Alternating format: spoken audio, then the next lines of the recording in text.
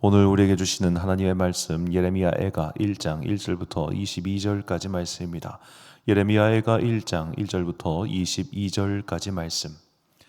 이제 봉독하겠습니다. 하나님의 말씀 경청하십시오. 아 슬프다. 예전에는 사람들로 그렇게 붐비더니 이제는 이 도성이 어찌 이리 적막한가. 예전에는 문나라 가운데 으뜸이더니 이제는 과부의 신세가 되고 예전에는 모든 나라 가운데 여왕이더니 이제는 종의 신세가 되었구나. 이 도성이 여인처럼 밤새도록 서러워 통곡하니 뺨에 눈물 마를 날 없고 예전에 이 여인을 사랑하던 남자 가운데 그를 위로하여 주는 남자 하나도 없으니 친구는 모두 그를 배반하여 원수가 되었는가. 유다가 고통과 고된 노역에 시달리더니 이제는 사로잡혀 문나라에 흩어져서 쉴 곳을 찾지 못하는데 뒤쫓는 모든 자들이 막다른 골목에서 그를 덮쳐 잡는구나. 시온으로 가는 길이 이렇게 쓸쓸하다니 명절이 되었는데도 순례자가 없고 시온성으로 들어가는 모든 문에도 인적이 끊어지니 제사장들인 단식하고 처녀들은 슬픔에 잠겼구나. 시온이 이렇게 괴로움을 겪는구나. 대적들이 우두머리가 되고 원수들이 번영한다. 허물이 많다고 주님께서 그에게 고통을 주셨다. 아이들마저 원수들이 보는 앞에서 사로잡혀 끌려갔다.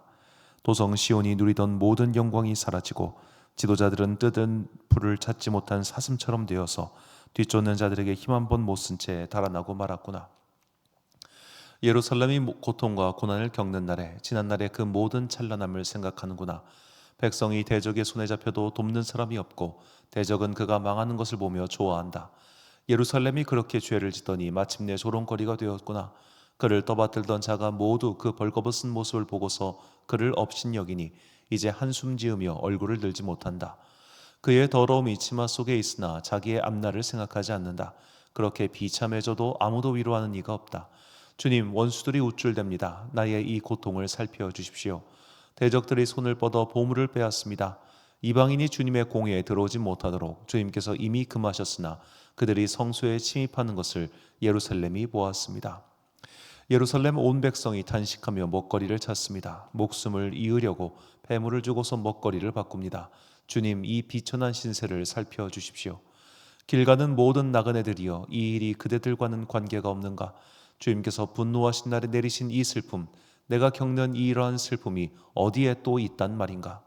주님께서 저 높은 곳에서 불을 보내셔서 내 뼛속 깊이 들어가게 하시고 내 발 앞에 덫을 놓아서 걸려 넘어지게 하셨으며 나를 폐인으로 만드셔서 온종일 힘이 없게 하셨다. 주님께서 내가 지은 죄를 묻고 얽어서 멍에를 만드시고 그것을 내 목에 얹어서 힘을 쓸 수 없게 하셨다. 주님께서 나를 내가 당할 수 없는 사람의 손에 넘기셨다. 주님께서 내 청년들을 무찌르시려고 내게서 용사들을 모두 몰아내시고 나를 칠 군대를 일으키셨다. 주님께서 처녀 유다를 술틀에 넣고 짓밟으셨다. 이 일로 내가 우니 눈에서 눈물이 물처럼 흐른다. 내게 생기를 되돌려 주려고 위로하여 주리가 가까이에 없다. 원수들이 우리를 이기니 나의 아들 딸들이 처량하게 되었다. 시온이 손을 들어 빌었으나 그를 위로하는 사람 아무도 없구나. 주님께서 사막에 있는 적들을 시켜서 야곱을 치게 하셨으니 사람들은 예루살렘을 더러운 성으로 여기는구나.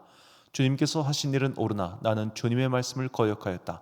모든 백성아 들어라. 이 고통을 보아라. 처녀 총각들이 사로잡혀서 끌려갔다. 내가 애인들을 불렀으나 그들은 나를 배신하였고 제사장들과 장로들은 목숨을 이으려고 먹을 것을 찾다가 성 안에서 기절하였다. 주님, 나의 절망을 살펴주십시오. 애간장이 다 녹습니다. 내가 주님을 얼마나 자주 거역하였던가를 생각하면 심장이 터질 것 같아 아픕니다. 거리에는 칼의 사륙이 있고 집안에는 사망이 있습니다. 사람들은 나의 신음을 듣지만 아무도 나를 위로하지 않습니다. 내 모든 원수들이 내가 재앙을 받는다는 소식을 듣고 이것이 바로 주님께서 하신 일임을 알고서 즐거워합니다. 주님께서 선포하신 그날에 이르게 해주셔서 그들이 나와 같은 꼴이 되게 해 주십시오. 그들의 모든 사악함이 주님 앞에 드러나게 해주시고 그들을 엄하게 다스려 주십시오. 주님께서 내 모든 죄를 다스리신 것처럼 그들의 죄도 다스려 주십시오. 이 끝없는 한숨소리 심장이 다 멎을 듯 합니다. 아멘. 인간의 마음을 주소서라는 제목으로 하나님의 말씀 선포하겠습니다. 인간이라면 무릇 가져야 되는 마음, 그런 마음 중에 측은지심이 있다고 하죠. 측은지심, 불쌍한 것을 보면은 같이 가슴 아파하는 그런 마음을 그대는 가졌는가? 자, 요즘 세상을 보면 그런 측은지심, 슬픔에 대한 공감이 없는 시대를 우리가 살고 있는 것은 분명해 보입니다. 왜냐하면 그런 것조차 다들 돈 벌기 위한 수단으로서 남의 불행을 조롱하는 그런 세상에 우리가 살고 있는 것은 참 분명해 보여요. 자, 이제 다음 주까지 해서 5번에 걸쳐 예레미야 애가에 대해서 함께 읽고 나누는 시간 갖도록 하겠습니다. 자, 애가라고 하는 것은 한자어로 슬플 애자를 써서 이제 슬픔의 노래고, 영어로는 레멘테이션, 히브리어는 에카입니다. 그러니까 이 에카라는 게 그냥 그대로 책의 제목이 되었어요. 이게 1절에 나오는 말인데, 슬프다 이 성이여, 전에는 사람들이 많더니 이제는 어찌 그리 적막하게 앉았는고, 전에는 열국 중에 크던 자가 이제는 과부같이 되었고, 전에는 열방 중에 공주였던 자가 이제는 강제 노동을 하는 자가 되었도다. 성경, 구약 성경, 특히 이제 히브리어 구약 성경은 웬만하면 그 장절의 첫 번째 단어를 그냥 그 책의 제목으로 삼습니다. 뭐 특별한 경우가 아니고도 항상 이렇게 하는데요. 자, 이 책의 저자를 예레미야라고 하는, 이렇게 예레미야 에가라 이름 붙인 것은 이 히브리어 원어가 그렇게 되어 있는 건 아니고, 히브리어 성경을 헬라어로 바꾼 70인역 성경, 70인역 성경에서 이 책의 저자를 예레미야라고 생각했기 때문에 거기서부터 예레미야 에가라고 붙였고, 그것이 교회의 전통으로 굳어져서 오늘날까지도 이 책의 저자를 예레미야 에가, 그러니까 예레미야가 지었다라고 그렇게 전승으로 내려오고 있는 것이지, 예레미야 애가, 그러니까 1장부터 5장까지 되는 이 내용을 봤을 때 저자의 이름은 하나도 나오지 않습니다. 그래서 오늘날 뭐 여러 신학자들은 이 책의 저자는 아마 이름을 알 수 없는 바벨론의 포로로 끌려간 사람들 중에 있었던 무리 혹은 저자일 것이다, 이렇게 추정을 하고 있습니다. 왜냐하면 예레미야는 바벨론으로 끌려가지 않았잖아요. 예레미야는 이집트로 끌려가서 거기서 죽었지. 그리고 예레미야가 뭐 나중에 우리 계속 살펴보겠지만 이 애가의 내용을 썼다고 하기엔 애가의 내용이 조금 더 후대입니다. 예레미야는 포로기 시작할 때 이미 일찍 죽었겠죠. 그때 나이가 그가 뭐 거의 80이 넘었을 텐데. 그래서 이제 여러 가지 정황적으로 봤을 때 예레미야 본인이 썼다고 하기엔 조금 연대가 맞지 않고, 그냥 그 당시 포로로 끌려간 사람들이 널리 불렸던 노래가 이렇게 묶여서 전해졌다, 이렇게 생각하셔도 크게 성경적으로 뭐 문제될 것은 없습니다.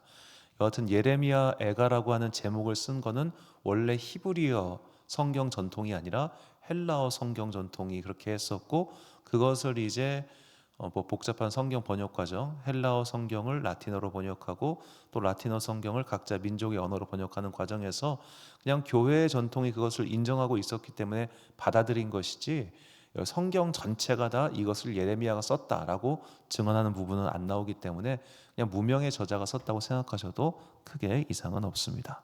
뭐 누가 썼는 게 그게 뭐가 그렇게 중요합니까? 전에 내려오는 게 중요한 거지. 자, 이 예레미야 애가에서 이 애가 1장의 내용을 보면 결국 자기가 당한 슬픔에 대해서 쭉 노래하고 있는데요. 자, 이 슬픔을 당한 본인도 내가 왜 이런 슬픔을 당해야 되는지를 알고 있습니다. 이게 중요합니다. 내가 죄를 지었다, 그래서 내가 벌을 받고 있다. 내가 왜 아픈지, 내가 왜 고통을 당하는지 이유를 알고 있어요. 그러니까 욥처럼 지금 이유 모를 고난을 당하고 있는 게 아니라 이유를 알고 있어요. 그런데 내가 이렇게 아파하는데 주변 사람들의 비웃음 소리, 조롱 소리가 더 힘이 드는 겁니다. 본문 12절에 말합니다. 지나가는 모든 사람들이여, 너희에게는 관계가 없는가? 나의 고통과 같은 고통이 있는가 볼지어다. 여호와께서 그의 진노하신 날에 나를 괴롭게 하신 것이로다. 자, 지나가는 모든 사람들이여, 너희에게는 관계가 없는가? 자, 이 말은 내 고통이랑 네 고통, 너는 연결되어 있다, 그런 의미라기보다는, 야, 내가 그래 죄를 졌어, 그래서 아파, 너는 그럼 어떻게 살았는데, 그런 의미겠죠. 그래서 오늘 본문 22절 상반절을 보시면 그들의 모든 사악함이 주님 앞에 드러나게 하시고 그들을 엄하게 다스리십시오라는 시인의 간구가 있습니다. 자, 내가 잘못한 게 있어요. 그래서 내가 고통을 당해요. 그래요. 감내해야겠죠. 하지만 힘든 건 힘든 거잖아요. 그런데 그런 사람에게 와가지고 야 제가 저렇게 아유 그래 그런 짓을 했으니까 아파야지 너는 그렇게 충분히 아플 만한 짓을 했어 이 나쁜 놈 이런 욕을 할 때 있지 않습니까? 그런 욕을 당할 때 진짜 부끄럽고 죽고 싶고 괴롭죠. 그거 이루 말할 수 없는데 그런 걸 당했을 때 그럼 그 당하는 사람도 이런 마음 들 거 아니에요. 왜 나만? 너는 뭐 그렇게 깨끗하게 살았어? 그런 생각 말입니다. 그래서 시인이 간구하는 겁니다. 제도 하나님, 제가 지은 죄 다 벌받게 해주세요. 라고 말이죠. 자, 누군가가 아파하고 있다면, 누군가가 눈물을 흘리고 있다면 그 눈물과 아픔에 공감하는 것이 인간의 마음입니다. 아까 말씀드린 것처럼 측은지심이죠. 그런데 그런 공감의 마음이 없을 때 인간은 인면수심, 짐승의 마음만 가진 채 그렇게 서로가 서로를 물어뜯는 만인에 대한 만인의 투쟁 상태에 접어들게 되는 것이죠. 어쩌면 오늘날 우리나라 사회에서 이렇게 슬픔에 공감하지 못하고 누군가를 비난하고 조롱하는 것이 너무나 만현화되어 있는데 이것은 우리가 그만큼 인간의 마음을 잊어버리고 살기 때문은 아닌가라는 생각이 듭니다. 이것은 기독교인과 비기독교인 모두가 다 해당하는 이야기죠. 저도 될 수 있는 한 설교 중에는 특정 인물을 비판하는 일들을 굉장히 자제하려고 하는 이유가 여러 가지가 있습니다만 첫째로 제가 그렇게 못 살기 때문에 그런 것을 더 이상 안 하려고 하는 것이고 둘째로 어떠한 종류든 간에 비판하는 것은 결국 나에게 좋을 것이 하나도 없다는 것을 깨달았기 때문입니다. 자, 목회자를 비판하는 목회자 많습니다. 설교자를 비판하는 설교자 많습니다. 교계를 비판하는 목회자 엄청나게 많습니다. 저도 하려고 하면 어마어마하게 많이 할 수 있습니다. 저는 또 그만큼 많이 압니다. 하지만 그것이 부질없고 의미 없다는 걸 깨달았습니다. 왜냐? 그 비판하는 그 대상들은 단지 그게 드러났을 뿐이에요. 저는 드러나지 않았을 뿐이에요. 제가 훨씬 더 나쁜 짓 많이 했을 거예요. 자, 드러난 잘못을 가지고 비난하는 자들을 가리켜 예수님께서 말씀하셨죠. 죄 없는 자가 돌로 치라라고 말입니다. 요즘 날에는 특히 이제 이런 유튜브나 이런 1인 미디어가 발달하면서 그렇게 누군가를 비판하는 컨텐츠, 고발하는 컨텐츠 이런 걸 만들어 놓으면 더 많은 사람들을 끌어당길 수 있기 때문에 그런 것들을 하시는 분들이 많아요. 특히 교계를 비판하고 목회자를 비판하는 설교를 통해서 인기를 얻는 목사님들 분명히 계십니다. 그것은 두 가지 효과가 있어요. 그렇게 비판을 함으로써 사람들의 시선을 끄는 거고 또한 비판을 함으로써 그 말을 듣는 사람들로 하여금 여러분 저는 다른 사람입니다. 저는 그들과는 사실 다릅니다. 그것을 은연중에 심는 효과가 있는 겁니다.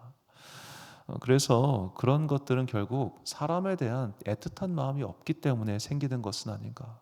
그 애틋한 마음이란 심지어 죄를 범한 사람에게까지도 그래 내가 저 사람을 무조건 비난할 게 아니라 일단은 접어두고 아파하는 자가 있다면 그의 아픔에도 공감해 주자라고 하는 그런 따뜻한 마음이 있기를 정말 간절히 바랍니다. 우리가 왜 삼심제가 세 번 재판하는 게 역사적으로 이렇게 현재 법정에서 고착화됐냐? 중세부터 근대 이르기까지 마녀 재판, 인민 재판, 대중 재판 때문에 수도 없는 많은 사람들이 죽어갔기 때문입니다. 그들의 생명의 값으로 이렇게 재판이 길어진 거예요. 누구 한 명 억울한 자가 없도록 하기 위해서 이렇게 해도 억울한 자가 나오는데 과거에는 오죽했겠습니까? 그렇기 때문에 여하튼 나는 재판관이 아니잖아요. 나는 판단하는 사람이 아니잖아요. 이렇게 인면수심 가득한 세상에서 우리는 사람의 마음을 가지고 여하튼 그가 진짜 잘못을 저질러서 저 벌을 받고 있든 아니면은 그 여러 가지 사건에 휘말려서 저렇게 되었든 간에 그 사건의 경위는 일단 따지지 말고 지금 울고 있는 사람, 지금 아파하는 자가 있다면 예수 그리스도의 마음을 가지고 그와 손을 잡아주고 물론 같은 편 먹으라는 것까지는 아니에요. 최소한 욕하지는 맙시다. 최소한 돌을 던지는 무리에 내가 들어가 있지는 맙시다. 그렇게 우는 자들의 울음에 공감하고 그를 위해서 기도할 수 있는 그런 따뜻한 마음을 가진 주님의 사람 되시기를 진심으로 축원합니다. 로마서 12장 15절부터 16절까지 말씀입니다. 즐거워하는 자들과 함께 즐거워하고 우는 자들과 함께 울라. 서로 마음을 같이하며 높은 데 마음을 두지 말고 도리어 낮은 데 처하며 스스로 지혜 있는 채 하지 말라. 아멘. 사랑하는 지혜의 빛 광성교회 성도 여러분, 그리고 이 새벽을 함께 깨우고 계신 귀한 주님의 자녀 여러분, 예수님의 말씀 그리고 성경의 가르침, 이 모든 것들은 결국 하나를 뜻하고 있습니다. 우리 사람답게 삽시다. 사람의 마음을 가진 채 사람다운 삶을 삽시다. 내가 독야청청 깨끗하게 산다 할지라도 나는 깨끗하니 너희들은 다 더러운 것들이다 라고 생각한다면 그는 사람의 마음이 없는 자입니다. 예수님은 심지어 인간이 아니시잖아요. 그런데도 예수님은 죄인들을 미워하지 않으셨습니다. 예수님도 그러셨는데 어떻게 인간 따위인 우리가 내가 좀 착하게 사는 것 같이고 내가 좀 남들보다 그래요. 당신 거룩해요. 당신 성결해요. 당신 의로워요. 저 그거 충분히 인정해 드릴 수 있어요. 그런데 남 욕하지 맙시다. 그렇게 사람의 고통과 사람의 슬픔에 공감하지 못하고 그리고 자신의 의로움만 뽐내려고 하는 이런 세상 속에서 오히려 죄로 인해 넘어지고 아파하는 모든 자들과 공감의 마음을 가지고 함께 기도할 수 있는 그런 여러분과 제가 되시기를 주님의 이름으로 축원합니다. 기도하겠습니다. 사랑과 은혜가 풍성하신 아버지 하나님, 사람의 마음을 가지지 않은 자들이 너무 많습니다. 누군가의 슬픔을 이용해서 이상한 소문을 퍼뜨리고 그들을 괴롭히려고 하는 자들, 한 번도 보지도 못했고 듣지도 못한 사람들의 말을 퍼나르면서 자신의 이익만을 추구하는 사람들, 주님, 그런 사람들의 그런 세상 속에서 슬퍼하는 자들은 더 슬퍼하게 되고 괴로워하는 자들은 더욱더 괴로움에 빠질 때가 많습니다. 주님을 믿는 우리들이 그런 악한 자들의 무리 속에 끼어있지 않게 하여 주옵소서. 아니, 끼어있지 않겠습니다. 우리는 함부로 말하지 않겠습니다. 함부로 비난하지도 않겠습니다. 아파하는 자가 있다면 그가 자신의 죄로 인해 그런 고통을 겪었든 자신의 과거의 잘못 때문에 발목이 걸려 넘어졌든 간에 그 연유와 관계없이 지금 강도 만난 자의 이웃이 되는 주의 자녀들 되게 하여 주옵소서. 강도 만나 슬퍼하는 자에게 내가 그 길로 가지 말라고 했지, 너 왜 그 길로 갔어? 라고 말하는 판단관이나 재판관 되지 않겠습니다. 강도 만나서 다 빼앗기고 피 흘리는 자에게 그러게 평소에 잘하라고 했지, 네가 지은 죄 때문에 하나님께서 강도를 보내서 너를 심판하신 거야 라고 말하는 그런 비정한 자가 되지 않겠습니다. 그의 피를 닦아주고 그의 붕대를 감아주고 그의 눈물을 닦아주는 그런 사람들 되겠습니다. 주님, 우리의 마음을 인간의 마음으로 변화시켜 주사 따뜻한 사랑을 가지고 세상을 밝히는 주님의 등불 되게 하여 주옵소서.